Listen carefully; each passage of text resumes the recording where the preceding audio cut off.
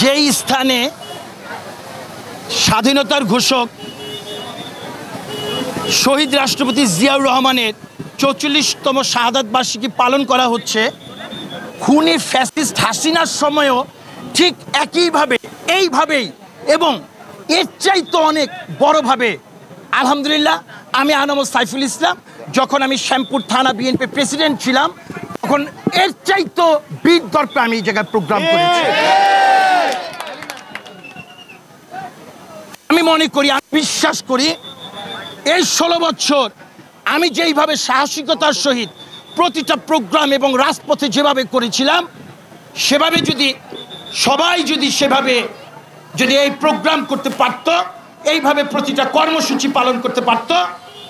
তবে স্বৈরাচার হাসিনা এতদিন স্থায়ী হতে পারত না। এবং এই জিনিসটা সম্ভব হয়েছে আমার যারা নেতাকর্মী তারা কখনোই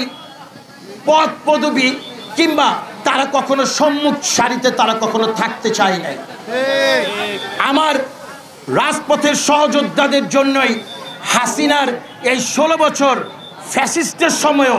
এইভাবে বীর দর্পে প্রতিটা বার প্রোগ্রাম করেছি। সেটা যখন শেষ ম্যাডাম বেগম খালেদা জিয়া আমাদের মা উনি যখন শেষ ৩০ মে প্রোগ্রাম করেছেন তখনও উনি দেখে গিয়েছেন। সেই সময় এরকম ঝড় বৃষ্টি ঝঞ্ঝা উপেক্ষা করে এইভাবে আমরা প্রোগ্রাম করেছি। আর শহীদ রাষ্ট্রপতি জিয়াউর রহমানের এই ৪৪তম শাহাদাত বার্ষিকীতে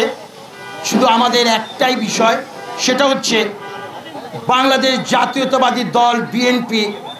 কখনো কোনো সময় রাষ্ট্র ক্ষমতায় যাওয়ার জন্য কখনো আন্দোলন করে নাই। বাংলাদেশ জাতীয়তাবাদী দল বিএনপি আন্দোলন করেছে এই দেশের গণতন্ত্র,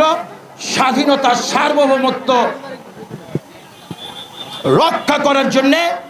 এবং এই বাংলাদেশ জাতীয়তাবাদী দল বিএনপি আন্দোলন করেছে বাক স্বাধীনতার জন্য, ভোটাধিকারের জন্য এবং মানুষ যেন তার সেই কাঙ্ক্ষিত ভোটটা যেন দিতে পারে, সেই রাতের ভোট যেন না হয়, সেই ভোটারবিহীন ভোট যেন না হয়, একটা সুন্দর সুষ্ঠু নির্বাচনের জন্য মানুষের অধিকারের জন্যই বাংলাদেশ জাতীয়তাবাদী দল ১৬ বছর না, সেই মঈনুদ্দিন ফখরুদ্দিন থেকে শুরু করে আমরা এখনো রাজপথে আছি। আজকে এই ১৯ বৎসর যাবত